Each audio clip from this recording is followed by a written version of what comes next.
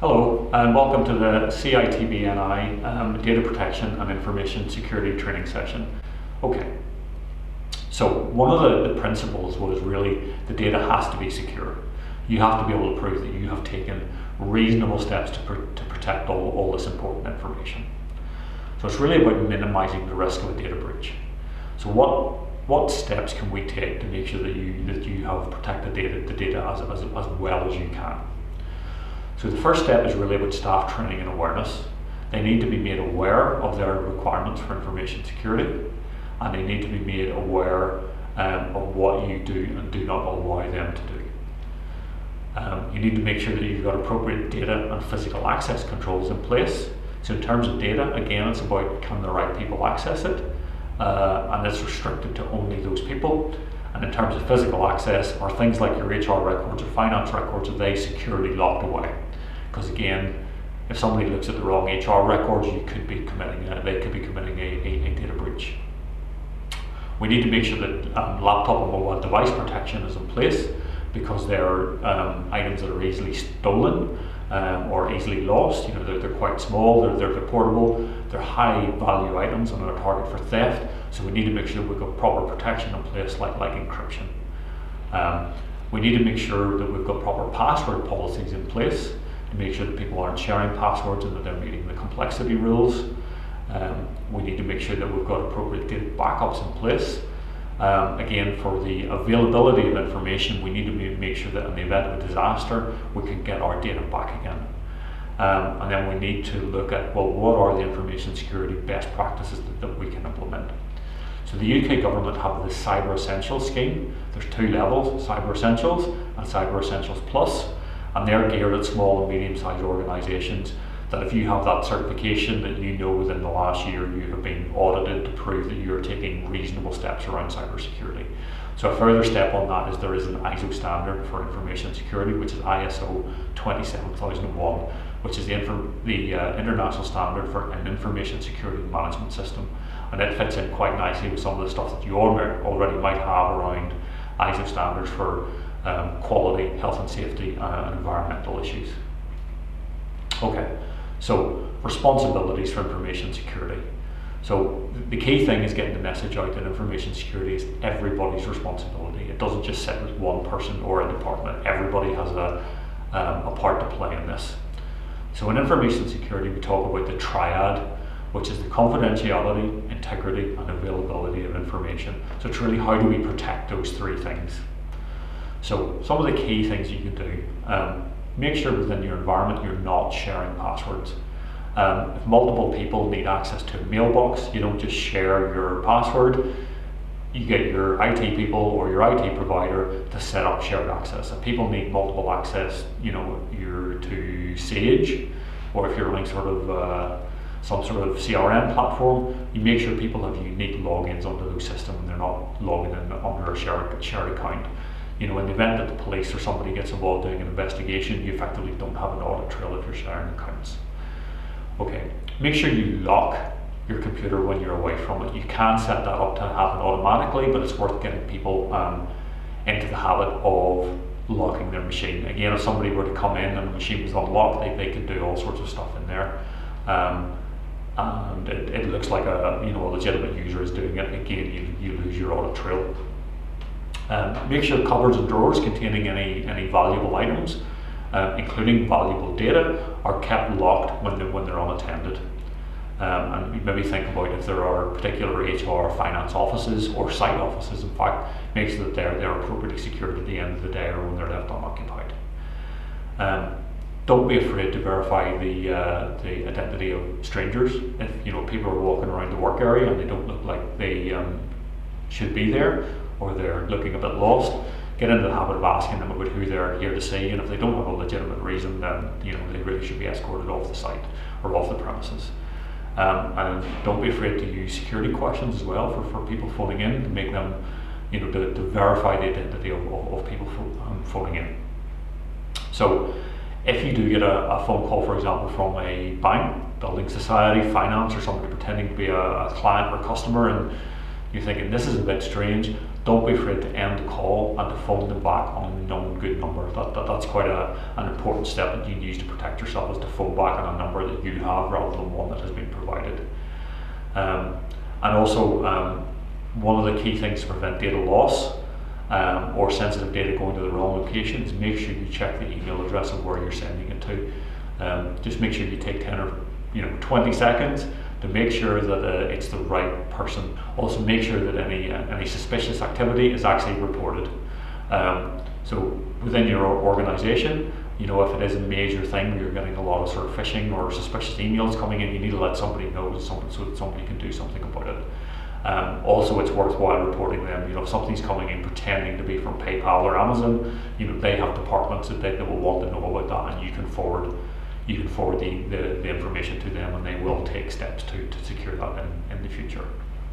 Okay, so within your organization, as well as having the data protection sensitive information, you might have other information that you deem as sensitive or certainly important. It's likely to include your finance information, HR information to do with the staff, which directly impacts on data protection, likewise medical information or accident records, criminal record information that you might have, and also any sort of company specific stuff, which might be charging structures. You might offer different rates to different clients. While not covered by data protection as such, it's important information that you wouldn't want released out into the public domain. Okay, so one of the emerging threats over the last period has really been an increase in what they call phishing emails. It's spelled with a PH, but it's really bad guys sending out emails. They're casting a net out to see what they can catch. So it's usually done through some sort of an email that's pretending to be something that it's not. Quite often the emails will be the bad attempts are really obvious fakes, but the really good ones are going to be indistinguishable almost from a real message. So it's likely to contain a link to a website or have an attached file, which is likely to include malware, effectively they want you to run. A lot of email phishing attempts can be quite anonymous in nature, but we're seeing an increase in what they call target individualized attacks. And these will tend to be targeted at the senior people within an organization, like the finance directors or the managing director or whatever, where they're likely to say, oh, this is a finance thing, pass it to the finance person with a do this kind of directive, and it might not be genuine, and companies have actually lost a lot of money by falling for these things. So in terms of identifying a phishing attempt, quite often there will be some sort of obvious error. There could be bad spelling or bad grammar. A lot of these phishing attacks will come from outside of the UK, so English maybe isn't their first language, so some of the grammar just might be a bit off, or the spelling might be off. You'll find that any embedded links within the email attempt won't be pointing to the right websites. They will be pointing to a website, but it won't be the right one. If you were to get an attempt pretending to be from Amazon or Apple or PayPal, the address that it links to won't be a paypal.com or .co.uk website. It will be something different. It might have PayPal in it, but it won't be the right site if you have a look at it. They can also use the idea of an obscured address or an obfuscated address, where instead of plain text like Amazon, Apple, PayPal, it may be a string of what looks like random characters. It's usually identified by having a number of percent signs in it. If that's at the start of an address, it's likely to be a fake. So in these instances, just delete the email. If it turns out you've accidentally deleted a legitimate one, if it's important, somebody will be in touch in due course. You used to see sometimes that instead of text in the message, it would be an image of a legitimate email, but we see a lot less of that because it's very easy to detect, because you can't select the text, or if you remove, if you view your email only in text mode, or your email client's filtering HTML traffic out, you'll not see it. So banks or payment services like PayPal, or online retailers like Amazon or Apple will not ask you to send them account details over email. They will ask you to go to their website and log on to your account and fix any issues. So never send out any account details over email. And what you'll find is a lot of the attempts will be very much USA focused, because obviously it's a massive market. These phishing attempts tend to be sort of a scattergun effect where they go out globally. So again, just be aware of some of the language that is used, things like attorney, sheriff's office, all those kind of things, stuff that we don't really associate with language we don't use in the UK. So we mentioned before that the phishing attempts may contain a piece of malicious software. Malicious software the term malicious software is contracted to the term malware. So malware is really a blanket term. So generally most people have heard of the term of a computer virus and antivirus software, but the scope's actually a bit larger than that. So it could be a virus, or it could be a worm, Trojan, it could be a backdoor, it could be a rootkit, it could be ransomware, or it could be APT, which is an advanced persistent threat. But if we think about these things as viruses and antivirus protection, then we're going a long way to protect against that. But malware is a blanket term. So one of the malware items is this idea of ransomware. So ransomware is a piece of malicious software that looks to extort the victim for financial gain, or it could just be malicious destruction of data. So a few years ago, the NHS in the UK were hit with the WannaCry, or also known as WannaCrypt outbreak. So what really happened is somebody in one of the NHS departments, there was a phishing email, they opened the attachment. The opened attachment looked for vulnerability on the system, and then overnight it encrypted the systems. And while it was doing that, it's actually looking to infect other vulnerable hosts. So again, the victim was enticed to do something. It actually exploited unpatched software on those machines. So what it really does is it encrypts it entirely encrypts the machine. You start it up in the morning, you get a nice message that says, "We have encrypted all your data, pay us money to release it." So just be aware of ransomware, and there are very real consequences of people installing software or clicking on something that they shouldn't have. So in terms of the emails coming in, or even phone calls that come through, they will tend to use scare tactics or urgent requests to try and entice you or to give you a kick to take urgent action.